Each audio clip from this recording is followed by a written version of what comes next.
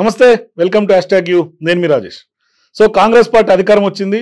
అనుకున్న లక్ష్యం మేరకు తీన్మార్ మల్లన్న ఎమ్మెల్సీ అయ్యాడు. ఇట్లాంటి సందర్భాల్లో గోల్ ఎంతవరకు నెరవేరే అవకాశాలు ఉన్నాయి? ఇప్పటిదాకా ఎమ్మెల్సీ అయిన తర్వాత ఏమేం చేశాడు, ఏం చేయబోతున్నాడు? మరోవైపు కాంగ్రెస్ పార్టీ ఇవాళ నిరుద్యోగుల సమస్యతోటి పెద్ద ఎత్తున ఇవాళ రోడ్ల మీదకి వచ్చి ఇవాళ తీవ్ర స్థాయిలో ఆందోళన చేస్తున్నటువంటి నేపథ్యం, దీక్షలు చేస్తున్నటువంటి నేపథ్యంలో ప్రభుత్వ వైఖరి ఏంటి? మరోవైపు పట్టభద్రుల ఎమ్మెల్సీగా తీన్మార్ వైఖరి ఏ విధంగా ఉండబోతుంది మాట్లాడదాం. మనతో పాటు తీన్మార్ మల్లన్న జాయిన్ అవుతున్నాడు. నమస్తే మల్లన్న గారు. నమస్తే. ఎమ్మెల్సీ అయినరు, ముందుగా శుభాకాంక్షలు. ధన్యవాదాలు. సహకరించిన మీకు ప్రత్యేకంగా కృతజ్ఞతలు. సో ఇప్పుడు ఎమ్మెల్సీ అయిన తర్వాత మనం గతంలో మాట్లాడుకున్నట్టుగానే రైట్ టు రీకాల్ యాక్ట్ కానీ, లేదంటే ఇవే మీ గోల్ ఉన్నాయా, లేకుంటే రాజకీయంగా ఇంకేమన్నా ఉందా? 100% నాకు ఇప్పుడు నేను రాజకీయాల్లోకి వచ్చింది, లేకపోతే నేను ఈ ప్రజాక్షేత్రంలోకి దిగింది ప్రధానమైన ఎజెండా పెట్టుకునే వచ్చిన నేను.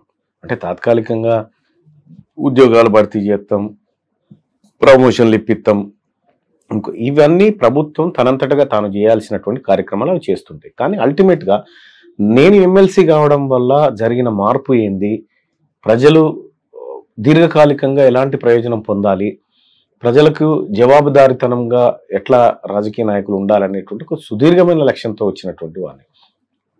ఈ ఎమ్మెల్సీగా ఎన్నికవడం అంటే, సో సాధారణంగా మిగతా వాళ్ళు కూడా ఎమ్మెల్సీగా నాతో పాటు ఎన్నికైన వాళ్ళు ఉన్నారు, చాలామంది ఎమ్మెల్యేలు ఎంపీలు ఉన్నారు. కానీ నాకు సుదీర్ఘమైన లక్ష్యం ఉంది. ఈ సిస్టమ్ని మార్చాలి. సో ప్రజలకి జీతగాడిగా ఉండాలి ఏ రాజకీయ నాయకుడైనా. అందుకోసం రైట్ టు రీకాల్ని తీసుకురావాలనేది ప్రధానమైనటువంటి ఆశయం కూడా. అలాగే హెల్త్ అండ్ ఎడ్యుకేషన్ సెక్టార్ను బాగు చేయాలి, అవి రెండు కార్పొరేట్ లెవెల్లో ప్రజలకు అందాలి అనేటువంటి ఒక ఆకాంక్షతో నేను రాజకీయాల్లోకి వచ్చినటువంటి వాడిని.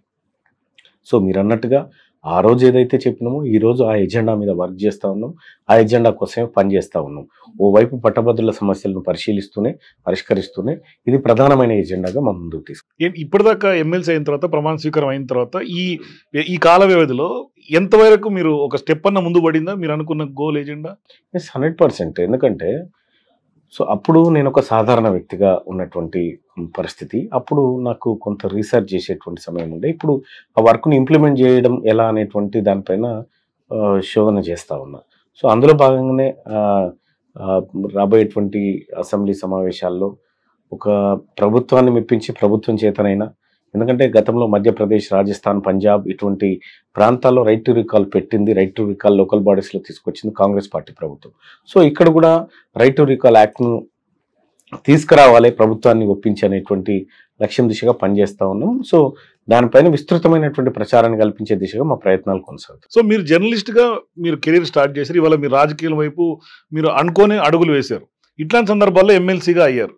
కానీ ఇవాళ ప్రశ్నించే గొంతుకగా మీరు ఇప్పటికే ప్రజల్లో ఒక ముద్ర వేసుకున్నటువంటి మీరు ఇవాళ ప్రభుత్వంలో మీరు ఒక పార్ట్ అయిపోయారు. ఇట్లాంటి సందర్భాల్లో ప్రశ్నించే గొంతుక అని మీరు ఏదైతే చెప్తున్నారో, మరి ప్రశ్నించే అవకాశం ఉంటుందా?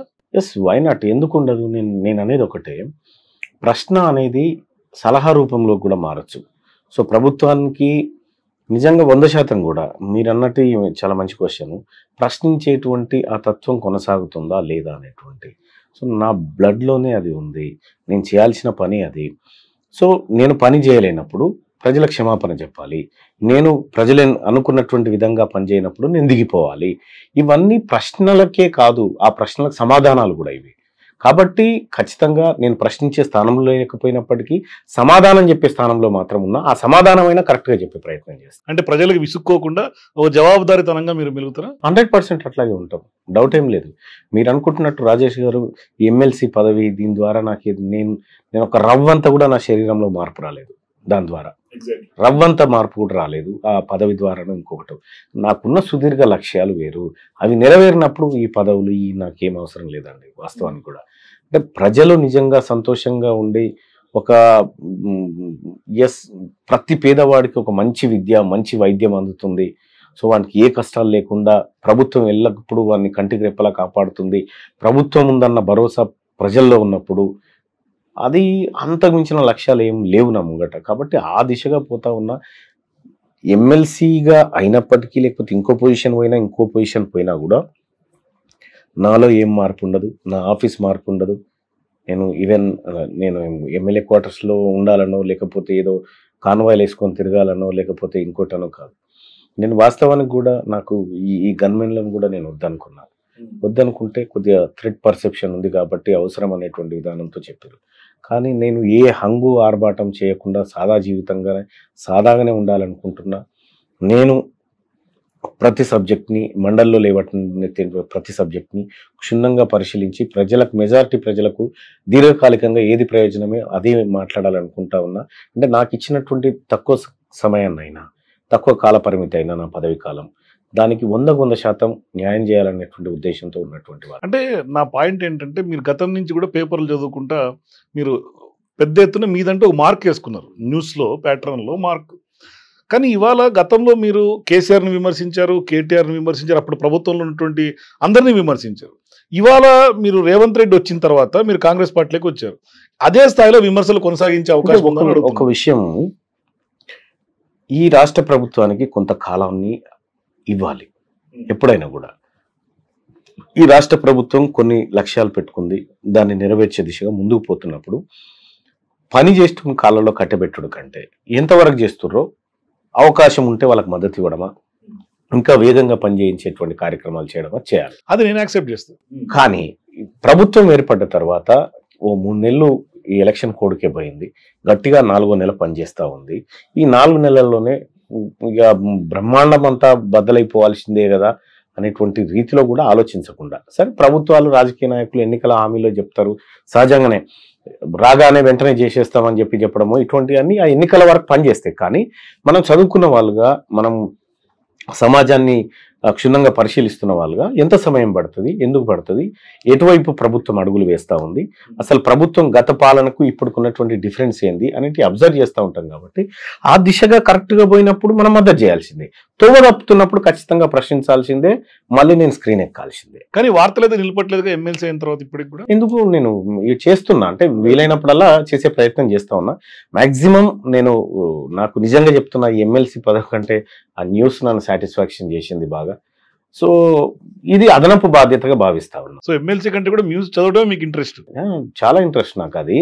సో దాన్ని మ్యాక్సిమం వీలైనంత వరకు ఎక్కువగా చదివేటువంటి ప్రయత్నం చేస్తాను. అంటే ఇప్పుడు అప్పటికిప్పటికి తేడా అంటే ఏంటంటే రాజేష్ గారు, నేను ఎమ్మెల్సీ అయిన తర్వాత సరే నాకు ఒక గ్రీన్ పెన్ వచ్చింది. ఈ గ్రీన్ పెన్ ద్వారా నేను ఎంతో మంది అభాగ్యుల కోసం సంతకాలు పెట్టిన. ఎమ్మెల్సీ అయిన తర్వాత ఎంతో మంది పేదవాళ్ళ కోసం దీంతో సంతకాలు పెట్టగలిగిన.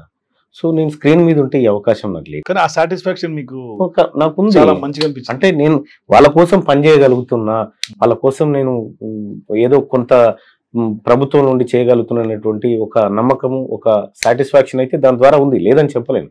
కానీ అల్టిమేట్గా ఈ వినతి పత్రాల కోసం ఇక్కడికి రావద్దు జనం, వాళ్ళకు స్వచ్ఛందంగా పనులు జరిగిపోయేటువంటి రోజు రావాలనేది నా కోరిక. కానీ వాస్తవానికి మీరు ఎమ్మెల్సీ కాకుండా కూడా ఎన్నో సమస్యలు పరిష్కరించారు కదా గతం నుంచి కూడా. కానీ ఆ క్రౌడ్ తగ్గిందా ఇప్పుడు? అంటే ప్రభుత్వంలోకి వచ్చిన తర్వాత మీరు ఎమ్మెల్సీ, అదే బాధాకరమైన విషయము. ప్రజలకు ప్రభుత్వాల మీద నమ్మకం కలిగేలా పరిపాలన ఉండాలి.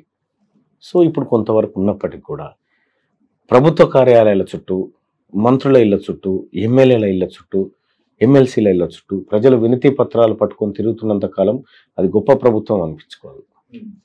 ఇక్కడని కాదు, ఎక్కడైనా సరే ప్రజలకు వాళ్ళకు కావాల్సిన అవసరాన్ని ప్రభుత్వాలు తీర్చగలిగితే వాళ్ళు కాగితాలు పట్టుకొని మన దగ్గర రారు. వస్తున్నారంటే అది మన ఫెయిల్యూర్ కింద లెక్క. సో ఇవాళ నడుస్తున్నటువంటి ప్రభుత్వంలో గతంలో ఉన్నటువంటి సమస్యలు ఇంకా చాలా ఉన్నాయి కాబట్టి వస్తున్నారు. 100% అదే. అంటే ఈ ప్రభుత్వం తీసుకొచ్చినటువంటి స్కీమ్స్, ఈ ప్రభుత్వం ఇంప్లిమెంట్ చేసేటువంటి అంశాల్లో కాదు. ఇప్పుడు ఈ ప్రభుత్వ ఫలాలు పూర్తి స్థాయిలో ఇంకా గ్రౌండ్ లెవెల్లోకి పోలేదు కాబట్టి దాని మీద రియాక్షన్స్ లేవు. గత ప్రభుత్వంలో ఇప్పుడు ధరణి సమస్యలు, అది గత ప్రభుత్వం తీసుకొచ్చినటువంటి సమస్య. భూముల రికార్డులు తారు మారు ఇక రకరకాల వ్యవహారాలు చేస్తే వచ్చి పబ్లిక్ ఇక్కడ వచ్చి కూర్చుంటూ ఉంటారు. దాన్ని పరిష్కరించడం కోసం, లేకపోతే గతంలో ఇచ్చినటువంటి ఇల్లు ఇస్తా అని చెప్పి డబ్బులు వసూలు చేసినవి అవ్వో ఇవో వస్తూ ఉంటాయి. సో వాటికి పరిష్కార మార్గాలను వెతికే ప్రయత్నంలోనే ఉన్నాం. కానీ నేను 100% నేను ఒక నమ్మకం ఉంది, కాంగ్రెస్ పార్టీ ప్రభుత్వం ప్రజలందరికీ మంచి చేసేటువంటి ప్రభుత్వమే. ఇది 100% సోనియా గాంధీ గారు, రాహుల్ గాంధీ గారు ఇచ్చినటువంటి హామీలు ఏవైతే ఉన్నాయో వాటిని కాంగ్రెస్ పార్టీ ప్రజాపాలన నెరవేరుస్తుందన్న నమ్మకం నాకుంది. నేను అందులో భాగస్వామిగా ఉన్నందుకు హ్యాపీయే. కానీ గత ప్రభుత్వం చేసినటువంటి మోసాలు ఏవైతే ఉన్నాయో ఆ పీడకలలు ఇంకా ప్రజల నుంచి పోవట్లేదు. అవి కనిపిస్తున్నాయి నాకు. సో మీరు గత ప్రభుత్వాన్ని చూసారు, ఇప్పుడు ప్రభుత్వంలో మీరు భాగస్వామిగా ఉన్నారు. సో ఆ రెండు ప్రభుత్వాలు కంపేర్ చేస్తే ఎట్లా అనిపిస్తుంది మీకు? సో గతం కంటే కొంత భిన్నమైనటువంటి వాతావరణం కనిపిస్తూ ఉంది. సహజంగా విపక్షానికి ప్రజలకు యాక్సెస్ ఎక్కువ ఉంటుంది. సో అప్పుడు 10 ఏళ్ల పాటు విపక్షంలో ఉన్నటువంటి మనమందరం కూడా ప్రజలతో ఎక్కువ మమేకం కావడానికి ఛాన్స్ దొరికేది. అప్పుడు మనం ప్రజల తరఫున ఒక మాట ఎక్కువ మాట్లాడినా కూడా నడిచింది. కానీ ఇప్పుడు మీరు ప్రస్తుతం ఉన్న పరిస్థితుల్లో కాంగ్రెస్ పార్టీ ప్రభుత్వం మెజారిటీ ప్రజలను సాటిస్ఫై చేయడం కోసం తన వంతు కృషి చేస్తూ ఉంది. సో మొదట రాగానే ప్రభుత్వం ఏర్పడ్డ 2 రోజుల్లోనే ఫ్రీ బస్ ఫెసిలిటీ తీసుకొచ్చింది మహిళల కోసం. ఆ తర్వాత 500 రూపాయల గ్యాస్ సిలిండర్ తీసుకొచ్చింది. ఆ తర్వాత ఉద్యోగాల భర్తీ విషయంలో కూడా నోటిఫికేషన్ల సంఖ్యను పెంచింది, పోస్టుల సంఖ్యను పెంచి తీసుకుపోతా ఉంది. మరోవైపు మొన్నటికి మొన్న 31,000 కోట్ల రూపాయలు రైతులకు రుణాలు మాఫీ చేయడం కోసం కాంగ్రెస్ పార్టీ ప్రభుత్వం క్యాబినెట్ డిసిషన్ తీసుకుంది. అలాగే రైతు భరోసా పథకాన్ని కూడా కొనసాగించడం కోసం నియమ నిబంధనలు తయారు చేస్తూ ఉంది, ఎట్లా పడితే అట్లా ఇవ్వకుండా. ఇవన్నీ మెజారిటీ ప్రజల సంక్షేమం కోసం తెలంగాణ ప్రభుత్వం చేస్తున్నటువంటి కార్యక్రమాలు. అలాగే గృహజ్యోతి పథకం ఏదైతే ఉందో, ఇంటి నిర్మాణ, ఇందిరమ్మ ఇంటి నిర్మాణ కార్యక్రమం కానీ, అటు కేంద్రంతో సత్సంబంధాల విషయంలో కానీ, ఇటు పక్క రాష్ట్రంతో సత్సంబంధాల విషయంలో కానీ ఈ ప్రభుత్వం ముఖ్యంగా గౌరవ ముఖ్యమంత్రి రేవంత్ రెడ్డి గారు చొరవ తీసుకుంటా ఉన్నారు, ఆ దిశగా ముందుకు పోతా ఉన్నారు. అంటే గత పాలనలో నేను ఇవన్నిటినీ చూడలేదు. గతంలో కేసీఆర్ గారు అధికారంలో ఉన్నప్పుడు నువ్వేంది ఇచ్చేది, దేశాన్ని తెలంగాణ జాతుంది అనేటువంటి రీతిలో ఆయన మాట్లాడేది. దేశాన్ని తెలంగాణ జాతుందన్న తర్వాత గ్రాంట్లు ఎందుకు ఇస్తారు వాళ్ళు? సో ఆయుష్మాన్ భారత్ను ఈయన తిరస్కరిస్తాడు, ఈ అన్నిటినీ ప్రధానమంత్రి ఫసల్ బీమా యోజనకి మ్యాచింగ్ గ్రాంట్ ఇవ్వడు. ఇవాళ కేంద్ర ప్రభుత్వం నుంచి వచ్చేటువంటి ప్రతి నీటి చుక్కని, ప్రతి ఆర్థిక బొట్టుని స్పష్టంగా వాడుకోవడానికి రాష్ట్ర ప్రభుత్వం చాలా చొరవతో ఉంది. కానీ అది ఎట్లా సాధ్యమైంది నాకు అది కూడా డౌట్. ఎందుకంటే ఓవైపు రేవంత్ రెడ్డి బీజేపీ నేతల మీద, బీజేపీ మీద ఇప్పటికీ ఇరుకుని పెడుతున్నాడు, విమర్శలు చేస్తున్నాడు. మొన్నటికి ముందు ఎన్నికల్లో కూడా పొలిటికల్ హైడ్రామా నడిచింది, బీజేపీ వర్సెస్ కాంగ్రెస్ నడిచింది. బీజేపీ ఇక్కడ పాగా వేయాలని ప్రయత్నం చేసి 8 సీట్లు గెలిచింది. కానీ కేంద్రం నుంచి కూడా కొంత అదే తీరిన సహాయ సహకారాలు అందుతున్నాయి. అదే ఇవాళ బీఆర్ఎస్ ఆరోపిస్తుంది బీజేపీ కాంగ్రెస్ రెండు ఒకటే అని. అంటే ఒకటి రాజేష్ గారు, మనం పరిశీలించాల్సింది, మనం చదువుకున్న వాళ్ళం. పార్టీలు ఆరోపణలు ప్రత్యారోపణలు సహజం, కానీ పరిపాలన విషయంలోకి వచ్చినప్పుడు ప్రధానమంత్రికి, ఇప్పుడు నేను నరేంద్ర మోడీ గారికి ఓటేయలేదు, ఆయన నా ప్రధానమంత్రి కాదా? నా ప్రధానమంత్రి కదా. సపోజ్ ఇప్పుడు నేను కేసీఆర్ ఓటేయలే, నా విపక్ష నేతనే కదా. సో నువ్వు ఒకటి ఏం చెప్తా ఉన్నంటే పరిపాలన విషయానికి వచ్చినప్పుడు పార్టీలు భేషజాలు ఇవి ఉండకూడదు. ప్రజలందరికీ ఇప్పుడు సపోజ్ ఇక్కడ ఎమ్మెల్యే ఉన్నాడు, ఇప్పుడు ఎవరు మల్లారెడ్డి గారు ఎమ్మెల్యే, ఆయన ఇప్పుడు విఆర్ఎస్ పార్టీలో ఉన్నాడు. సో నేను ఎమ్మెల్సీగా ఉన్నా, సార్ నాకు ఓటేయని వాళ్ళంతా నా వాళ్ళు కదా, నేను ఓటేయలేదు కాబట్టి మల్లారెడ్డి గారు నా ఎమ్మెల్యే కాకుండా పోతాడా? అల్టిమేట్గా అధికారంలోకి వచ్చిన తర్వాత ప్రజలకి ఏం చేస్తున్నాం అనేటువంటి ఒక క్రైటీరియా ఉంటుంది. దాంట్లో భాగంగా రాష్ట్రానికి ఇప్పుడు దానికి మధ్యలో ఒక రాజ్యాంగం ఉంది కదా, మనం అనుకున్నటువంటి నిబంధనలు ఉన్నాయి కదా. ఇప్పుడు రాజమన్నార్ కమిటీ ఉంది, రాజమన్నార్ కమిటీ ఏం చెప్తుంది, కేంద్ర రాష్ట్ర సంబంధాల మధ్య ఎలా ఉండాలి అనేటువంటి మాట చెప్తుంది. ఇక్కడ అధికారంలో ఉన్నటువంటి వాళ్ళకి ఎట్లా చేయాలి, అధికారంలో లేనటువంటి వాళ్ళకి ఎట్లా చేయాలని క్లియర్గా అందులో మెన్షన్ చేసి ఉంది. మనది సమాఖ్య ప్రభుత్వం కాబట్టి కేంద్రం నుంచి రావాల్సినటువంటి ప్రతి రూపాయిని చాకచక్యంగా తెచ్చుకోవడం అనేది రాష్ట్ర ప్రభుత్వం వాటిని నడిపిస్తున్నటువంటి ముఖ్యమంత్రులకు ఉన్నటువంటి ఈ విజ్ఞత మీద ఆధారపడి ఉంటుంది. ఆ కార్యక్రమాన్ని దిగ్విజయంగా ముఖ్యమంత్రి రేవంత్ రెడ్డి గారు చేయగలుగుతున్నారు. సో అక్కడ కేసీఆర్ గారు చేయలేకపోవడానికి కారణం ఏంటంటే కేసీఆర్ గారి బిరుసుతనం, కేసీఆర్ దగ్గర ఉన్నటువంటి పొగరుతనం వల్ల, అదే దానివల్ల అల్టిమేట్ గా కేసీఆర్కి వచ్చే నష్టం లేదు, ప్రజలు నష్టపోతారు. అందుకోసమే రేవంత్ రెడ్డి గారు ఆయన అధికారంలో ఉన్నది ఎన్డీఏనా, మీ నరేంద్ర మోడీ గారు ఇంకోటి అని కాదు, ఈ ప్రజలకు ఎలా న్యాయం చేయాలి, ఈ ప్రజల కోసం అవసరమైతే బొచ్చ పట్టుకొని పోయి బిచ్చం ఎత్తుకొచ్చేటువంటి పరిస్థితి కూడా ముఖ్యమంత్రికి ఉండాలి. ఆ పనే రేవంత్ రెడ్డి గారు చేస్తున్నారు కదా. సో ఆ సంబంధాలు అనేటి దాన్ని యాంగిల్లో చూడాలి తప్ప దాన్ని పొలిటికల్ యాంగిల్లో చూడాలి. కానీ కంటోన్మెంట్ విలీనం కానీ లేదంటే కనుక అనేక అంశాలు ఈ మధ్యకాలంలో కేంద్ర ప్రభుత్వం నుంచి వస్తున్నటువంటి గ్రాంట్స్ కానీ అన్ని సానుకూలంగా డెసిషన్స్ వస్తా ఉంటాయి. దానికి సానుకూలంగా రావడానికి కొన్ని కారణాలు కూడా ఉంటాయి. కేంద్ర ప్రభుత్వం ఎంత స్ట్రాంగ్ గా ఉంది, ఎంత వీక్ గా ఉందనేటువంటి అంశాలు కూడా ఆధారపడి ఉంటాయి. సో పార్లమెంట్ లో ఇప్పుడు విపక్ష కూటమి ఇండియా కూటమికి దాదాపు 233 స్థానాలు పైచిలుకున్నాయి. సో అటువంటి సందర్భంలో కేంద్రంలో ఉన్నటువంటి నరేంద్ర మోడీ సర్కార్ కానీ లేకపోతే ఎన్డీఏ ప్రభుత్వం కానీ కొంత వీక్ గా ఉన్నప్పుడు సహజంగానే ఇతరుల మీద ఆధారపడ్డప్పుడు రాష్ట్రాల కోరికలు ప్రయోజనాలు ఎక్కువ నెరవేరుస్తారు అన్నట్టు. సో అందులో భాగంగా జరుగుతున్నటువంటి సో ఈసారి తీర్పు అయితే ప్రజలు చాలా విజ్ఞతతో ఇచ్చినటువంటి తీర్పే పార్లమెంట్ ఎన్నికలు. 100% విజ్ఞతతో ఇచ్చిన తీర్పు. ఆ తీర్పుకు ఒకానొక దశలో ఇంకేందంటే నరేంద్ర మోడీ గారు మన ఇట్లా అన్నటువంటి పరిస్థితి, షాక్ నుంచి తేరుకున్నటువంటి పరిస్థితి. అంటే అల్టిమేట్ గా ప్రజలనే వాళ్ళు ఈ దేశంలో సూపర్ పవరు, ప్రజలే సూపర్ పవరు. అది విస్మరించి నేను డైరెక్ట్ గా దేవునితో మాట్లాడతాను నరేంద్ర మోడీ గారు చెప్పడము, నాకు భగవంతునికి అనుసంధానమైనటువంటి ఒక వ్యవస్థ ఉంది, ఆయన చెప్తాను నేను వింటా అనేటువంటి ఈ మాటలు ఏవైతే ఉన్నాయో ఇవి ప్రజలు జీర్ణించుకోరు. ప్రజలు విజ్ఞులు, ప్రజలు తెలివికల్ల వాళ్ళు మంచి ఏంది చెడేంది అనేది ఆలోచిస్తారు. కాబట్టి ఈ రాష్ట్రాల కోరికలు నెరవేర్చడానికి కేంద్రంలో బలహీనంగా ప్రభుత్వాలు ఉండడమే కారణం. సో ఇప్పుడు కేంద్ర ప్రభుత్వం గురించి మాట్లాడుతున్నాం కాబట్టి బీహార్ ఇప్పుడు స్పెషల్ స్టేటస్ నినాదం తెర మీద తీసుకొచ్చింది. ఏపీ నెక్స్ట్ వచ్చే అవకాశం ఉంటుంది, either status are special package అనే అంశం వచ్చింది. ఈ రెండు సీఎంలు, ఈ రెండు పార్టీల మద్దతుని వాళ్ళ మోదీ కొనసాగుతున్నటువంటి పరిస్థితి ఉంది. ఒకవేళ ఇప్పుడు స్టేటస్ ఇచ్చే పరిస్థితి లేదు కాబట్టి ఎట్లా ఉండే అవకాశం ఉంది? మోడీ పరిస్థితి అయినా, ఎన్డీఏ కూటమి పరిస్థితి అయినా? అంటే ఒకటి, నరేంద్ర మోడీ గారికి అంత ఈజీ టాస్క్ ఏం కాదు ఈ ప్రభుత్వాన్ని 5 ఏళ్ల పాటు నెట్టుకుపోవడం అనేది. సేమ్ టైంలో అక్కడ బీహార్లో ఉన్నటువంటి నితీష్ కుమార్ కానీ లేదంటే ఏపీలో ఉన్నటువంటి చంద్రబాబు నాయుడు గారు కానీ వీళ్ళ దగ్గర 16 సీట్లు ఉన్నట్టు, వాళ్ళ దగ్గర 12 సీట్లు ఉన్నట్టు, దాదాపు 28 సీట్లు ఉన్నాయి. అవి కీలకమైనటువంటి సీట్లు కాబట్టి అవి ఇటు వస్తే ఈ ప్రభుత్వం వస్తుంది, అటువంటి ఆ ప్రభుత్వం, అంతే తేడా. ఇక్కడ ఇంకొక అంశం ఏంటంటే ఇక్కడ స్పెషల్ స్టేటస్ అనేటువంటి అంశం వచ్చినప్పుడు, సో నిజంగా చంద్రబాబు నాయుడు గనక స్పెషల్ స్టేటసే కావాలంటే స్పెషల్ స్టేటస్ అడుక్కుండగా తీసుకునేటువంటి అవకాశం ఇస్తాను కాంగ్రెస్ పార్టీ కొంత ప్రయత్నం చేసింది. అటు నితీష్ కుమార్ కూడా ఇండియా కూటమిలో ఉన్నటువంటి వ్యక్తి ఇటీవల కాలంలో ఎన్డీఏ కూటమిలోకి పోయాడు. కాబట్టి రాజకీయాల్లో స్థానిక లోకల్ పార్టీస్ అంటారు కదా, మన ప్రాంతీయ పార్టీలు సంకీర్ణ ప్రభుత్వంలో ఎక్కువ కోరికలు నెరవేర్చుకోవడానికి డామినేట్ చేస్తూ ఉంటాయి. ఆ డామినేట్ చేసేటువంటి కార్యక్రమాలే. సో మరి దాన్ని ఎంతవరకు మెప్పించగలుగుతాడు అనేది నరేంద్ర మోడీ గారి పర్ఫార్మెన్స్ మీద ఆధారపడి ఉంటుంది. అయితే సేమ్ టైం ఏం చేస్తుందంటే ఇక్కడ మనం ఇప్పుడు భవిష్యత్తులో జరగబోయే అంశాన్ని నేను చెప్తా ఉన్నా. నరేంద్ర మోడీ గారిని ఎక్కువ ఇబ్బంది పెడితే నరేంద్ర మోడీ గారి దగ్గర ఉన్నటువంటి వ్యవస్థలు కూడా ఎక్కువగా పనిచేస్తూ ఉంటాయి.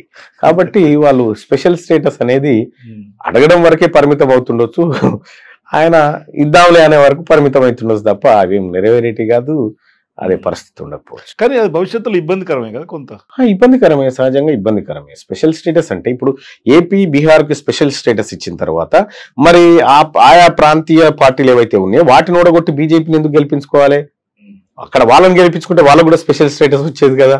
అంటే ఇటువంటి సాధారణంగా వస్తాయి. ఈ 2 ఇస్తే అవన్నీ దెబ్బ మళ్ళా, అట్లా ఒక ఇంటర్లింక్ ఉంటుంది దానికి. కాబట్టి చాలా జాగ్రత్తగా ఇప్పుడు వాళ్ళ స్పెషల్ స్టేటస్ రూపంలో కాకుండా వేరే రూపంలో కొద్దిగా గ్రాంట్లు పెంచేటువంటి అవకాశం ఉంటుంది, అంతవరకే తప్ప. కానీ తెలంగాణ రాష్ట్రానికి ఇవ్వాల్సినవి చాలా ఉన్నాయి. ఇప్పుడు పాలమూరు రంగారెడ్డి ఎత్తిపోతల పథకానికి జాతీయ హోదా కానీ, బయ్యారం ఉక్కు పరిశ్రమ కానీ, కాజిపేట కోచ్ ఫ్యాక్టరీ కానీ, ఇట్లా గిరిజన యూనివర్సిటీలు కానీ, ఇట్లా చాలా ఇవ్వాల్సినటువంటి చాలా ఉన్నాయి.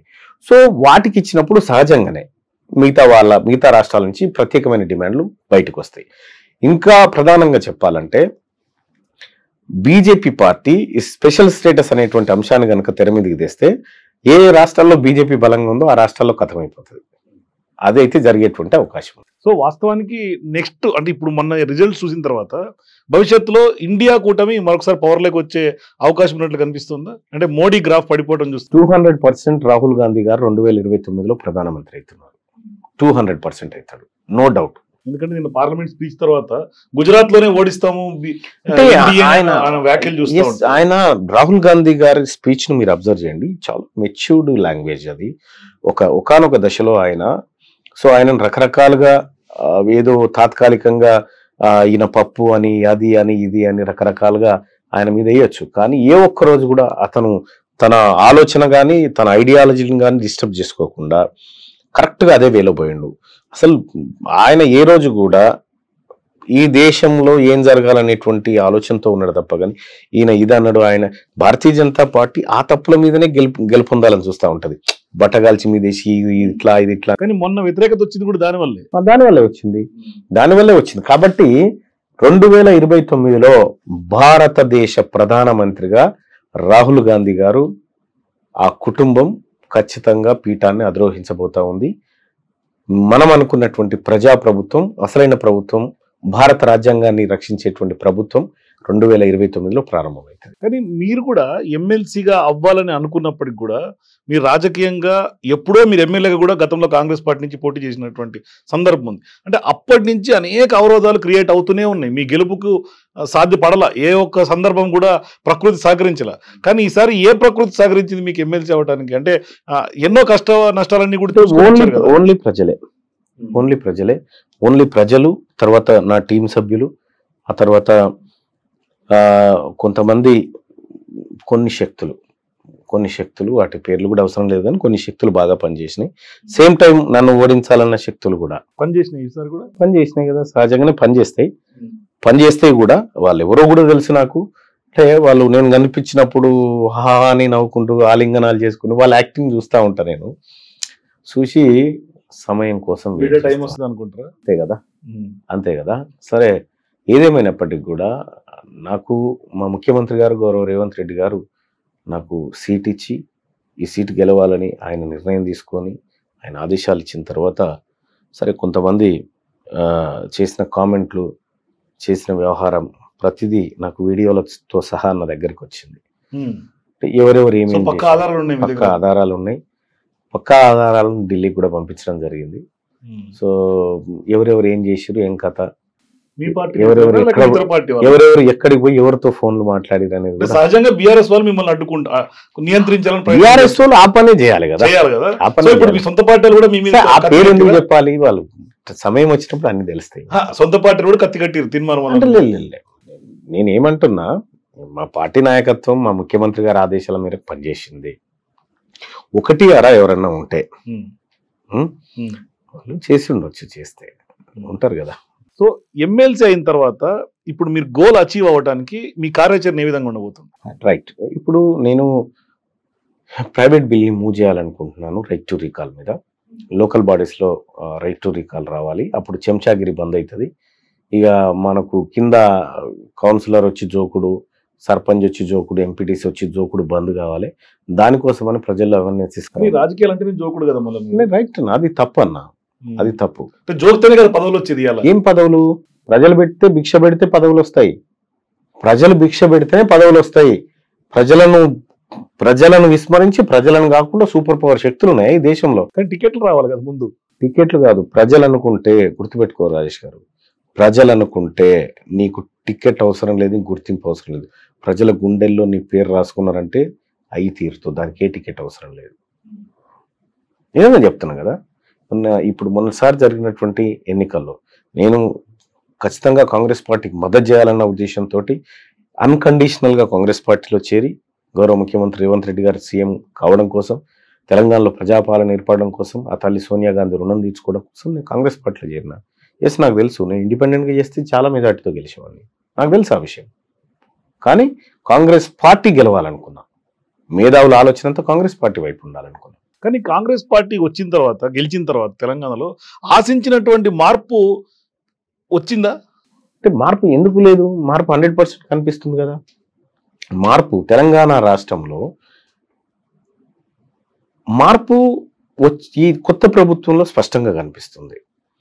రైతులు ఇవాళ చాలామంది రైతులు రుణమాఫీ విషయంలో చాలా సాటిస్ఫాక్షన్గా ఉన్నారు. వాళ్ళని రుణమాఫీ చేస్తామని 2018 నుంచి మభ్యపెట్టుకుంటూ వచ్చిండు కేసీఆర్. అది చేయలేదు. 15th ఆగస్టు లోపు నేను రుణమాఫీ చేస్తా అని ఈ రాష్ట్ర ప్రజలకు ప్రతినిధిగా ఉన్నటువంటి ముఖ్యమంత్రి రేవంత్ రెడ్డి గారు హామీ చేయడం జరిగింది. అంత లోపే చేయడానికి రాష్ట్ర ప్రభుత్వం సిద్ధమైంది. 31,000 కోట్ల రూపాయలను రైతుల ఖాతాలను జమ చేసి వాళ్ళని రుణ విముక్తులను చేయడం అంటే మార్పు కాదా? కేసీఆర్ హయాంలో వాళ్ళంతా బ్యాంకు డిఫాల్టర్స్. రైతులను ఏం చేసిండు కేసీఆర్? బ్యాంకు డిఫాల్టర్లుగా డిఫాల్టర్లుగా మలిచిండు. కానీ కాంగ్రెస్ పార్టీ ప్రభుత్వం వచ్చి వాళ్ళు డిఫాల్టర్లు కాదు, వాళ్ళు ఓనర్లు అని చెప్పి 31,000 కోట్ల రూపాయలు మాఫీ. ఇది మార్పే, ఇది సహజంగా.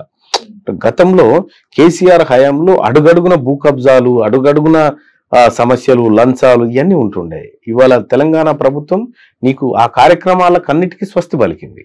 సో ఆ రకంగా ప్రతి అంశంలో మార్పు కనిపిస్తుంది. మీకు పూర్తి స్థాయిలో అది కనిపించాలంటే ఒక 2-3 ఏళ్ల పరిపాలన కనుక కొనసాగితే అప్పుడు పూర్తి స్థాయిలో మార్పు. కానీ వ్యతిరేకత చాలా ఫాస్ట్ గా వచ్చేసింది కాంగ్రెస్ ప్రభుత్వానికి అనేది ప్రజల్లో ఉన్నటువంటి టాక్. ప్రభుత్వం ఎక్కువ అవకాశాలు ఇస్తుంది. ఈ ప్రభుత్వం ఎక్కువ మాట్లాడే అవకాశాలు ప్రజలకు ఇస్తుంది కాబట్టి ఎక్కువ మాట్లాడుతూ ఉంటారు. గత ప్రభుత్వం మాట్లాడే అవకాశాలు ప్రజలకు ఇవ్వలేదు కాబట్టి అప్పుడు నిర్లిప్తత, భయము, ఆందోళన అనే దానితోటి ఉండే. అప్పుడు ప్రజలు భయంలో ఉన్నారు కాబట్టి నువ్వు నాలంటూ తెర మీదకి వచ్చి మాట్లాడగలిగినాం, వాళ్ళ తరఫున నిలబడగలిగినాం. ఇప్పుడు ప్రజలకు స్వేచ్ఛ ఉంది, ఎక్కువగా మాట్లాడుకోవచ్చు. ఈ ప్రభుత్వం ఫ్రీడమ్ ఆఫ్ స్పీచ్ ను కాపాడుతుంది. సో సహజంగానే వ్యతిరేకత వచ్చింది ఒకటి అర కనిపిస్తా ఉన్నాయి. సహజంగా ఉంటాయి అవి, వాళ్ళు చేసినటువంటి నిర్ణయాలు.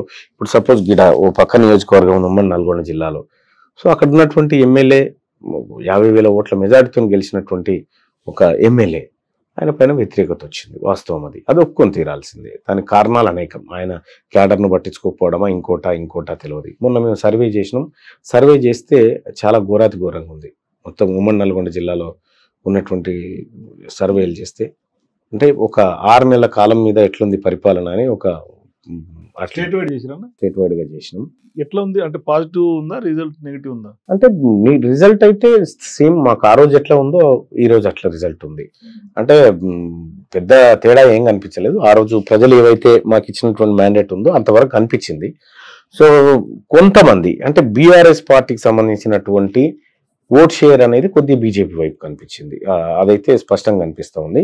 అయితే 1-2 మంత్రులు మాత్రం కొద్దిగా వ్యతిరేకతతో ఎదుర్కొంటా ఉన్నారు. అంటే కొద్దిగా ప్రజల్లో ఎందుకు అసంతృప్తి ఉంది వాళ్ళ పట్ల.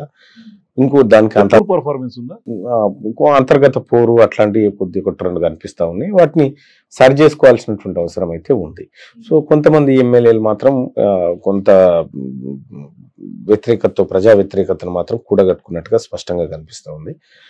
ఓవరాల్ గా మాకు ఆ రోజు డిసెంబర్ 7 తారీఖు రోజు ఏదైతే, డిసెంబర్ 4 తారీఖు రోజు ఏదైతే ఫలితాల ద్వారా ఇచ్చారు అది మాత్రం మెయింటైన్ అవుతా ఉంది. కానీ ఇంత అనతి కాలంలో వ్యతిరేకత వచ్చిందా, క్రియేట్ చేయబడినటువంటి వ్యతిరేకత? అంటే ఇప్పుడు ప్రతిపక్షాలు చేస్తున్నటువంటి ఆరోపణలు పెద్దగా ఉన్నాయి. వాస్తవానికి ప్రజల నుంచి వ్యతిరేకత ఎప్పుడు వస్తుంది అంటే మీరు గుర్తుపెట్టుకోండి, ప్రజల నుంచి వచ్చేటువంటి వ్యతిరేకత దాన్ని ఒట్టిగానే పసిగట్టవచ్చు. ఎట్లా అంటే వాళ్ళ నినాదంలో జెన్యూనిటీ ఉంటుంది, వాళ్ళ పోరాటంలో జెన్యూనిటీ ఉంటుంది. సో అట్లా కాకుండా ఆర్టిఫిషియల్ గా వచ్చేటువంటి కొన్ని ఉంటాయి. సహజంగా కృత్రిమంగా క్రియేట్ చేయడం కోసం కొంతమంది చేస్తారు. ఇప్పుడు బీఆర్ఎస్ పార్టీ కొన్ని అస్త్రాలు కావాలి, ఇంకా మనం ఈ ఫైట్ చేయడం కోసం కొంత సమూహాన్ని రెచ్చగొట్టాలనేటువంటి గ్రూప్స్ ఉంటాయి, వాటి కోసం ప్రయత్నం చేస్తూ ఉంటుంది. ఇప్పుడు బీఆర్ఎస్ పార్టీ కొంతమందికి పేడ్ ఆర్టిస్టులను పెట్టి వాళ్ళ ద్వారా కొద్దిగా ఆర్టిఫిషియల్ ఉద్యమాలను లేపాలనేటువంటి ప్రయత్నం చేస్తూ ఉంటుంది. వాటిని పసిగడతా ఉన్నాం. సో ప్రజా వ్యతిరేకత అనేది ఈ రాష్ట్ర ప్రభుత్వం మీద చాలా తక్కువగా ఉంది కంపేర్ చేస్తే కేసీఆర్ ప్రభుత్వం కంటే. కానీ ఇవాళ మొన్న పార్లమెంట్ ఎన్నికల్లో 8 సీట్లు బీజేపీ గెలవటం అంటే ఆషామాషి వ్యవహారం కాదు. అది ఒక రకంగా చెప్పాలంటే బీజేపీ తెలంగాణలో తిష్ట వేసుకుంటుందని అర్థం. సో దాన్ని ఎందుకు వచ్చింది అలాగా తీర్పు అనేది మీరు ఎట్లా జస్టిఫికేషన్ చేస్తారు? అంటే ఒకటి అనాలోచిత నిర్ణయాలు కొంత జరిగినాయి. సరే మరి హైకమాండ్ నిర్ణయం శిరోధార్యం కాబట్టి దాన్ని ఏమనలేదు. కానీ అభ్యర్థుల ఎంపిక సరిగా జరగలేదు కొన్ని నియోజకవర్గాల్లో అనేది మనకు అర్థమవుతుంది. ప్రధానంగా బాధాకరమైనటువంటి అంశం ముఖ్యమంత్రి గారు ప్రాతినిధ్యం వహించిన మల్కాజ్గిరిలో భారీ ఓటమి చెందడం, ఆ తర్వాత మహబూబ్ నగర్ లో పోవడం, ఆ తర్వాత చేవేళ్లలో పోవడం. అంటే ఈ బెల్ట్ అంతా కొద్దిగా కాంగ్రెస్ బెల్ట్ వాస్తవానికి ఉండాల్సిందే, కానీ ముఖ్యమంత్రి గారే ప్రాతినిధ్యం వహిస్తున్న చోటు కాబట్టి ఉండాల్సిందే. ఇక్కడ మనం ఒకటి అబ్జర్వ్ చేస్తే మీరు పార్లమెంట్ ఎన్నికల్లో భారతీయ జనతా పార్టీకి వచ్చినటువంటి ఓట్ షేర్ను కనుక అబ్జర్వ్ చేస్తే భారతీయ జనతా పార్టీ 63 స్థానాల్లో అసెంబ్లీ స్థానాల్లో మెజారిటీలో ఉంది. ఆ పరిస్థితి ఉండే. దాని తర్వాత కొంత ఆందోళన, అరే ఏంది ఇది అనుకున్న తర్వాత మళ్ళీ సర్వే చేసినప్పుడు లోకల్ విషయానికి వచ్చినప్పుడు మళ్ళీ మారిపోయింది. అది ఒకవేళ సరే ఒకటి మహబూబ్ నగర్ కేవలం 4,000 తేడాతో పోయింది, ఇటు నీలమ్మది కూడా ఒక 30,000 తేడాతో వెళ్ళిపోవడం జరిగింది. ఈ 2 మినహా వాస్తవానికి 12 సీట్లు వస్తాయని ఎక్స్పెక్ట్ చేసినాం నేనైతే. కాకపోతే ఏంటంటే దాంట్లో 4 పోయినాయి. ఆ 4 పోయి అవి బీఆర్ఎస్కి 1-2 వచ్చినా ఏం కాకపోతుండే, బీజేపీకి రావడంతో వాళ్ళకు కొద్దిగా ఆశ సహజంగానే పుడుతుంది కదా, అటువంటి ఆశ పుట్టింది. కానీ అది మళ్ళీ అసెంబ్లీ ఎన్నికల నాటికి ఆ పరిస్థితి ఉండదు. దేశంలో మోడీ పరిపాలన పైన వచ్చేటువంటి వ్యతిరేకత, వస్తున్నటువంటి వ్యతిరేకత ఇంపాక్ట్ ఖచ్చితంగా తెలంగాణలో బీజేపీ మీద కూడా చూపిస్తుంది. ఇక్కడ పాయింట్ ఏంటంటే ప్రభుత్వం స్థిరంగా ఉండాల్సినటువంటి చోట, అవసరం లేని చోట పార్టీ ఫిరాయింపులు చేయడం వల్ల ఏమైనా వ్యతిరేకత ఇంపాక్ట్ ఏమైనా ప్రజల్లో వస్తుందా, మెల్లగా బిల్డప్ అవుతుందా? యాజ్ ఏ ప్రీవియస్ జర్నలిస్ట్గా మాట్లాడుకోవాలంటే ప్రజలు దాన్ని హర్షించరు. అంటే ఫిరాయింపును హర్షించరు ప్రజలు. నీకు ఇచ్చినాం కదా, నీదేందో నువ్వు చెయ్యి అనేటువంటి మాట చెప్తారు. అలా గతంలో కేసీఆర్కి చెప్పింది అదే, ఇవాళ వీళ్ళు చెప్తారు, రేపు పొద్దుగాల ఎవరున్నా వాళ్ళకి చెప్తారు అది. సో ప్రజలు అనేటువంటి వాళ్ళు ప్రతి విషయాన్ని అబ్జర్వ్ చేస్తారు. వాళ్ళకి ఏమీ తెలియదని మనం అనుకుంటే పొరపాటు. కాబట్టి సరే, ప్రభుత్వం తనను తను రక్షించుకోవడం ఎంత అవసరమో, సో నీ 2 నెలల 3 నెలల నీ ప్రభుత్వాన్ని కూలగొడుతున్నప్పుడు సహజంగానే సంఖ్యను పెంచుకోవాలనేటువంటి అభిప్రాయం ఆ అధికారంలో ఉన్నటువంటి పార్టీకి ఉంటుంది. అది కాంగ్రెస్ పార్టీ కానీ ఇంకో పార్టీ కానీ, అట్లా ఆ క్రమం ఏదైతే ఉందో ఆ క్రమంలో కొంతమంది పోయి అలా చేయడం వల్ల ప్రజలు ఓహో ఇదా కథ అనేటువంటి అబ్జర్వేషన్ అనేది వాళ్ళ మైండ్లో సెట్ అయిన తర్వాత కొంత వాళ్ళ ఆలోచన విధానం మారుతుంది ప్రభుత్వం పట్ల. అది కొంత మెజారిటీగా డ్యామేజ్కే ఎక్కువ అవకాశం ఉంది, తక్కువగా లాభాన్ని. అంటే ప్రజల్లోకి ప్రభుత్వ నెరేటివ్ పోవట్లేదు అనుకుంటున్నారు ఏమన్నా? అంటే కొంత అక్కడ, ఎందుకంటే కొంత అక్కడ విఫలమైతే కనిపిస్తూ ఉంది. ప్రజల్లోకి ప్రభుత్వం ఏం చేస్తుందో బలంగా చెప్పగలిగినటువంటి వ్యవస్థ లేకపోవడం, బలంగా ప్రజలు ఇవాళ ఎంత గొప్ప నిర్ణయాలు తీసుకుంది తెలంగాణ రాష్ట్ర ప్రభుత్వం. ఇవాళ జాబ్ క్యాలెండర్ ఇస్తాం 2 వారాల్లో అంటే అది నిరుద్యోగుల చర్చ కావాల్సిండే. దానికంటే ఆందోళన ఎక్కువ చర్చ అవుతా ఉంది. అంటే ప్రతిరోజు ప్రభుత్వానికి వ్యతిరేకమైనటువంటి స్టఫ్ 1000 క్లిప్పులు పోతా ఉంటే ప్రభుత్వం అనుకూలమైనటువంటి స్టఫ్ కేవలం 5 నుంచి 6 పోతా ఉన్నాయి. సో దాని ద్వారా ప్రజల్లోకి రీచ్ కావడంలో, ఇవాళ జాబ్ క్యాలెండర్ విషయం తీసుకుంటే అన్ని పేపర్లు తీసుకుంటే కేవలం 1-2 పేపర్లోనే బ్యానర్లో కనిపించింది, మిగతా ఎక్కడ కూడా లోపల ఎక్కడ ఉన్నాయి అవన్నీ కూడా అవి చర్చకు కావడం లేదంటున్నా. అంటే ప్రభుత్వం చేసేటువంటి మంచి కార్యక్రమాలను ప్రజల వరకు తీసుకుపోయేటువంటి వ్యవస్థలో ఎక్కడో ఒక లోపం కనిపిస్తా ఉంది నాకు. సో ఆ వ్యవస్థను బిల్డప్ చేయడానికి ముఖ్యమంత్రి గారికి మీరు ఇచ్చే సలహా? ముఖ్యమంత్రి గారికి నేను గతంలోనే చెప్పాను, ముఖ్యమంత్రి గారు కూడా నన్ను అడిగారు. సో ఎక్కడెక్కడ మనకి ఆటుపోట్లు ఉన్నాయి, ఎక్కడెక్కడ ఈ మనకు ఏమైనా హార్డిల్స్ ఉన్నాయని ఆయన అడగడం జరిగింది. మేము కూడా ఒక బ్రీఫ్ నోట్ తయారు చేసి ఇవ్వడం. సో ఇవాళ నిరుద్యోగుల సమస్య అంటే మీరు పట్టభద్రుల ఎమ్మెల్సీ కాబట్టి మిమ్మల్ని అడుగుతున్నా, గ్రూప్ 2, గ్రూప్ 3కి సంబంధించినటువంటి ఆందోళన కొనసాగుతుంది, దీక్షలు చేస్తున్నారు ఉస్మానియా యూనివర్సిటీలో.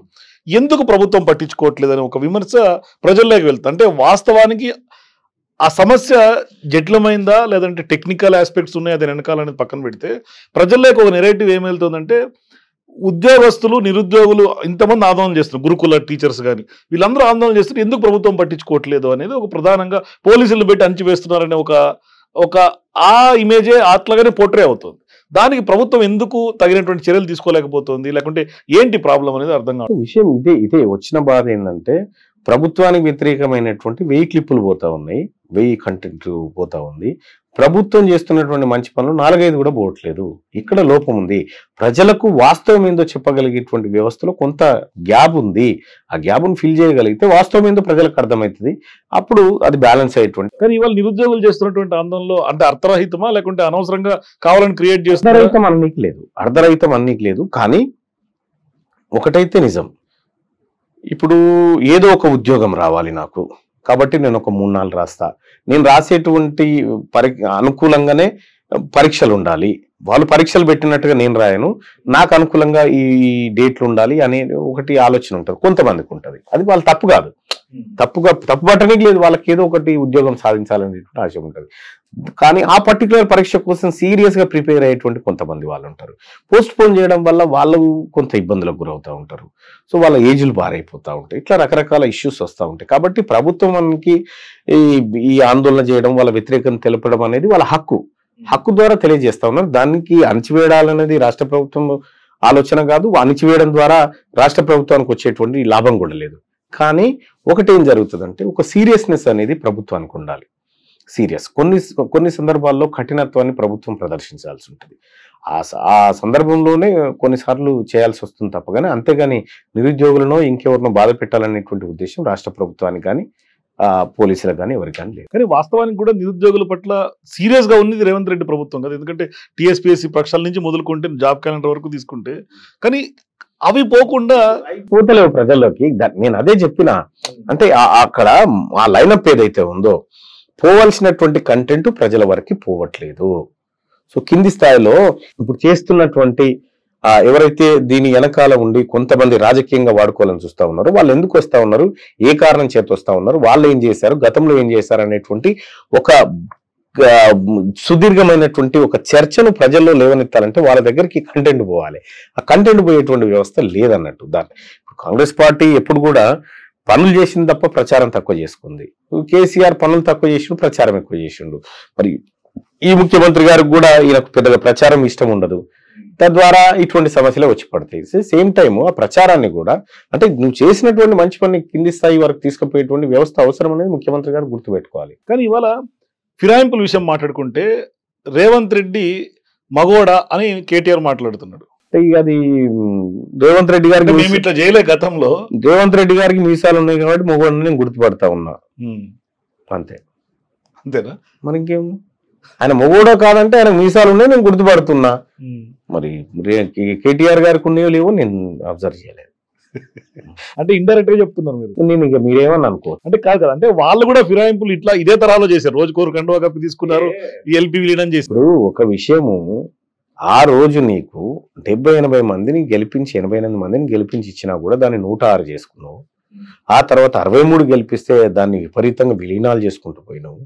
ఇవాళ నువ్వు ఫిరాయింపులకు పాల్పడి ఆ రోజు నువ్వు మొత్తం తెలంగాణ ప్రజలు షీరి సింతగడతారు పొన్నాల లక్ష్మి అని చెప్పి నువ్వే చెప్పి మొత్తం టీడీఎల్పీని విలీనం చేసుకుంటావు, కాంగ్రెస్ ఎల్పీని విలీనం చేసుకుంటావు, ఒక్కగానొక సిపిఐ ఎమ్మెల్యేను కూడా ఎత్తుకొని పోతావు. ఇట్లా ఎత్తుకొని పోయి నువ్వు జైన్ చేసుకొని నువ్వు ఫిరాయింపుల గురించి మాట్లాడంటే 1000 గొడ్లను తిన్న రాబందు ఏదో జపం చేసినట్టు ఉంది, అహింస శాకాహార ఉద్యమం చేసినట్టు ఉంది. ఇక వాళ్ళ చెప్పేటువంటి మాటలు చూస్తూ ఉంటే వాళ్ళకి నైతిక హక్కు ఉందా ఈ మాట మాట్లాడే హక్కు? లేదు వాళ్ళకు. కానీ రాహుల్ గాంధీ ఏకంగా పాంచన్యాయలో పెట్టారు డిఫెక్షన్ లాకు సంబంధించి, కానీ ఇవాళ దాని తుంగలో దొక్కుతున్నారు. మేనిఫెస్టో మీద వాళ్ళకి ఇది లేదు, కాంగ్రెస్ చెప్పేది ఒకటి చేసేది ఒకటి వ్యాఖ్యలు కూడా చేస్తా ఉన్నారు. ఒకటి, నువ్వు గెలవగానే నువ్వు చెప్పాల్సింది ఏముండే, విపక్ష నాయకుడిగా ఈ ప్రభుత్వానికి ప్రజలు మ్యాండేట్ ఇచ్చినారు, 5 ఏళ్ల కాలం పాటు ఈ ప్రభుత్వం ఉంటుంది, ఈ ప్రభుత్వం చేసేటువంటి మంచి కార్యక్రమాలకు సహకరిస్తాం, ప్రభుత్వ వ్యతిరేక విధానాలుంటే ఏమైనా వ్యతిరేక విధానాలుంటే మేము ఖండిస్తాం అనేటువంటి ఒక బాధ్యతాయుతమైన ప్రతిపక్ష నాయకుడిగా చెప్పినట్టే బాగుండేది. కానీ నువ్వేం చెప్పుకుంటూ వస్తా ఉన్నావు, 3 నెలల పడిపోతుంది, 2 నెలల గుంజేస్తాం, మంచి రోజులు రాబోతా ఉన్నాయి, మళ్ళా సీఎం కేసీఆర్ కాబోతు, ఈ దేనికి సంకేతాలు అన్నట్టు ఈ మాట మీరు అంటున్నారు. కాబట్టి మొన్న కూడా ఫామ్ హౌస్ లో బుజ్జగింపుల పర్వం నడుస్తున్నప్పుడు కూడా త్వరలోనే 1-2 నెలల్లో మా ప్రభుత్వం వచ్చేస్తే మీరు వెళ్ళకండి కాంగ్రెస్ లేకని చెప్తున్నటువంటి పరిస్థితులు ఉన్నాయని చాలా మీడియా సంస్థలు ఇంటర్నల్ గా రాసినటువంటి పరిస్థితి. అవును, అంటే దాని దేనికి సంకేతము? ఇప్పుడు కాంగ్రెస్ పార్టీకి ఇష్టం లేకపోయినప్పటికీ కూడా నువ్వు ఇలాంటి స్టేట్మెంట్లు వ్యాఖ్యలు చేసిన తర్వాత సహజంగానే ఒక ప్రజలకు మంచి చేయాలని ఏర్పడినటువంటి ప్రభుత్వం తనకు తాను రక్షించుకోవాలని చూస్తుంది కదా, అదే కార్యక్రమంలో ఉంది ఇవాళ. అది దాన్ని చూపెట్టి నువ్వు ఆ స్టేట్మెంట్లు చేయకుండా నువ్వు నిజాయితీగా ఉండి నువ్వు రేవంత్ రెడ్డి గారు మొగోడు అయితే అంటే ఆయన మొగోడో కాదో మనం నిరూపణ కాలేదా? ఆయన మొగోడు గాంధీ పిసిసి చీఫ్ అయిందా, ఆయన మొగోడు గాంధీ ముఖ్యమంత్రి అయిందా? మూడోవర్ భౌతిక శరీరాన్ని బట్టి చెప్పాలంటే ఆయన మీసాలు ఉన్నాయి, ఆయన మొగోడు. సో ఇప్పుడు బీఆర్ఎస్ పార్టీ ఒక్క సీట్ కూడా గెలవలే పార్లమెంట్ ఎన్నికల్లో. దాన్ని దేనికి అంటే బీఆర్ఎస్ పూర్తిగా తెలంగాణలో తుడిచిపెట్టుకుపోయింది అన్నట్టేనా? ఒకటి ఏంటంటే బీఆర్ఎస్ పార్టీ ఓటు బ్యాంక్ అంతా బీజేపీ అయిపోయింది, కాంగ్రెస్ పార్టీకి ఉండాల్సిన ఓటు బ్యాంకు 1% పెరిగింది. సో అదనంగా కాంగ్రెస్ పార్టీకి లాభం ఎక్కువ ఓటు బ్యాంక్ వచ్చింది తప్ప బీఆర్ఎస్ పార్టీ ఓటు బ్యాంకు తన ఓట్లను బీజేపీకి అమ్ముకుంది బీఆర్ఎస్ పార్టీ. అది ఓ రకంగా బిడ్డ బెయిల్ పిటిషన్ కోసం దరఖాస్తు పెట్టుకున్న కార్యక్రమం లెక్క కనిపిస్తూ ఉంటుంది మన లాంటి వాళ్ళకి. కానీ ఇవాళ నువ్వు ఆత్మహత్య చేసుకోవాల్సినటువంటి పరిస్థితి ఎందుకు వచ్చింది రాజకీయంగా అంటే ఎక్కడో చోట నరేంద్ర మోడీ గారిని మెప్పించే ప్రయత్నం చేయాలనుకుంటున్నారు. అయినా కూడా బెయిల్ వస్తలేదు కదా పాపం కూతురు కవితకి. రావాల్సిన టైంలో వస్తుంది, ఆమె అప్రూవర్ గా మారిపోతుందనే ఆరోపణలు కూడా వినిపిస్తా ఉన్నాయి.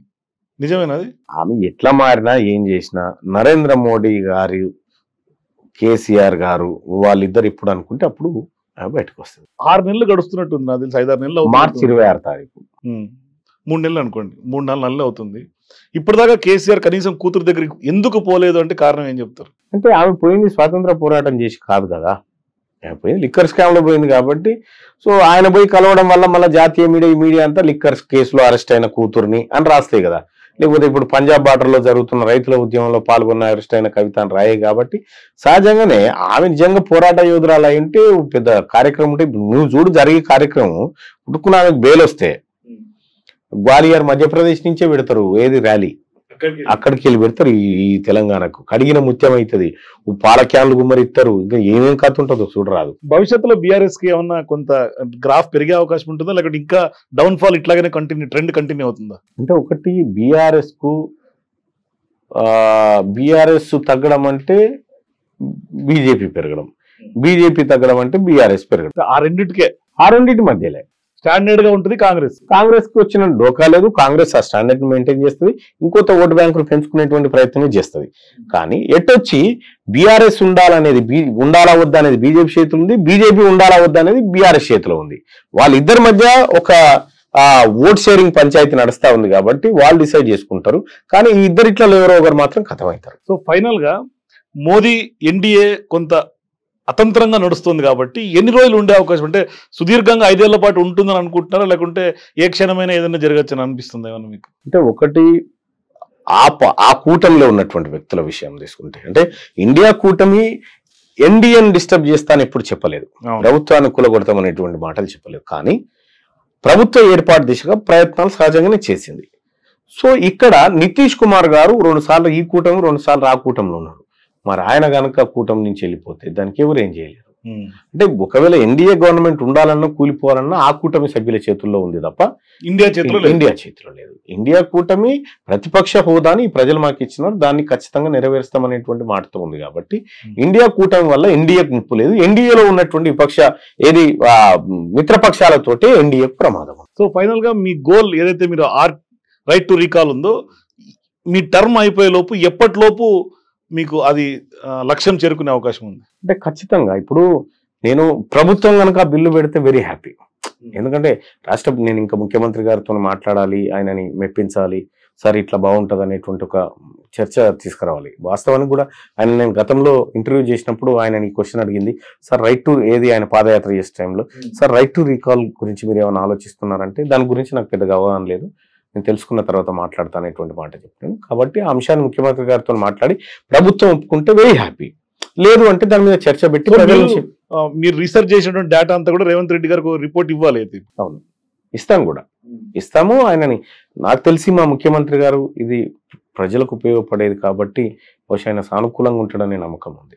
సో మీ హోప్ ఇప్పుడు రేవంత్ రెడ్డి మీద ఉంది. రేవంత్ రెడ్డి గారు సానుకూలంగా స్పందిస్తే రైట్ టు రీకాల్ యాక్ట్ మీ గోల్ నెరవేరినట్టే. అంతే కదా, ఒక మేజర్ అచీవ్మెంట్ అదొకటి జరుగుతుంది. సో ఇంకోటి హెల్త్ అండ్ ఎడ్యుకేషన్ సెక్టార్లో ఇప్పుడు బడ్జెట్లో కూడా కొద్దిగా భారీ స్థాయిలో నిధులు పెట్టించేటువంటి కార్యక్రమం కూడా చేయాలి నా ముందు. కానీ అన్ని అప్పులు పాలు కదా, రాష్ట్రం అంతా అప్పులు పాలు కదా. సో అప్పులైనప్పటికీ కూడా ఇప్పుడు ముఖేష్ అంబానీకి అప్పులు లేవా, అనిల్ అంబానీకి అప్పులు లేవా, లేక అందరికీ ఉంటాయి అప్పులు. వాటిని సరైన మార్గంలో తీర్చుకుంటూ కొంతవరకు, అంటే ఇప్పుడు అప్పులు చేసుకుంటూ పోయి ఇప్పుడు మానవ ఎదుగుదల అనేది హ్యూమన్ డెవలప్మెంట్ ఇండెక్స్ అనేది పర్ఫెక్ట్గా ఉండాలి. అది మానవ వనరుల అభివృద్ధి అనేది జరగాలి, ఉపాధి కల్పన అనేది జరగాలి. దీర్ఘకాలికంగా ఈ దేశం మీద ఈ రాజ్యం మీద పౌరులు ఎక్కువగా ఆధారపడి బతకనటువంటి పెట్టుబడులు పోవాలన్నట్టు. ఆ రకంగా హెల్త్ అండ్ ఎడ్యుకేషన్ సెక్టార్ బాగుంటే వాళ్ళ కాళ్ళ మీద వాళ్ళు నిలబడతారు. వాళ్ళప్పుడు ఈ పెన్షన్ల మీద వీటి మీద తక్కువ ఆధారపడతారు. కాబట్టి వాటి మీద ఎక్కువ ఫోకస్ చేయాల్సినటువంటి అవసరం ఉంది. ఆ దిశగా నేను ప్రయత్నం. సో ఎమ్మెల్సీ అయ్యారు కాబట్టి తీన్మార్ మల్లన్న క్యాబినెట్ లోకి ఎంటర్ అయ్యే ఛాన్స్ ఏం లేదా? అంటే నాకు ఇస్తే నిజంగా చెప్తా ఉన్నా కదా, నేనైతే నాకు ఇస్తే బీసీ కోటాలో ఏమైనా వచ్చే అవకాశం?